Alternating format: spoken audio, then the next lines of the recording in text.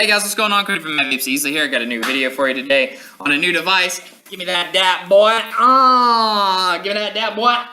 So I got this new device that we got coming in. It is the Smok G-Priv Baby Kit. So pretty much I'm not going to read you the back again because I already tried to read you the back. And what happened? Why did I stop shooting the last video? Oh yeah, because I threw the box down on the computer and it stopped the video. So, you know, stuff happens. But pretty much this thing comes with a G-Priv Baby mod. It comes with a Prince Baby tank.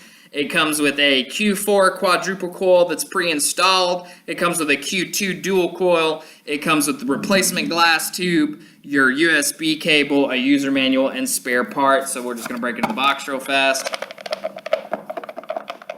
These boxes, when there's nothing to weight it down, it is hard to get them out of here. Alright, so that's where your device will be. Your manuals, your literature. This has got your warranty, your manual, and then your used batteries that don't look like crap. And here, you've got a coil, your glass, and then, of course, your tank parts and your charge cord, which is great. That's so great to have. If you can charge your device externally, we recommend it. Get an external charger. It's better for the batteries, better for the box. But here's the device. Yes. So, of course, with all of their touchscreen mods, of course, you can touch this side to wattage up, that side to wattage down.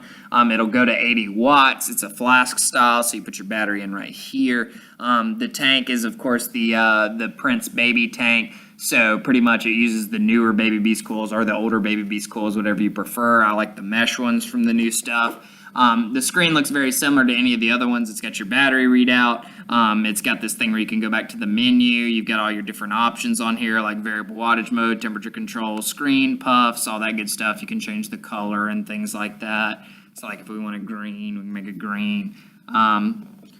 Overall, I think it's a solid kit. It's kind of heavy. And your charge port is in a weird spot. It's not like on the front or the side or anything, which I actually don't mind that too bad. I think that's pretty cool. Hold on. So yeah, that's pretty much this device. The touchscreen's very easy to use. It's a similar chipset to any of the other touchscreen mods from Smok. It is a little heavy, but the size of it's pretty good. I mean, it's small. It would fit in your pocket pretty easy. Of course, it's got the lock button that'll lock the screen out and everything like that. If you have any questions about this device or anything else in the store for that matter, or why Trent's so ugly, please feel free to leave it in the comments below and be sure to get back to you, alright? Peace.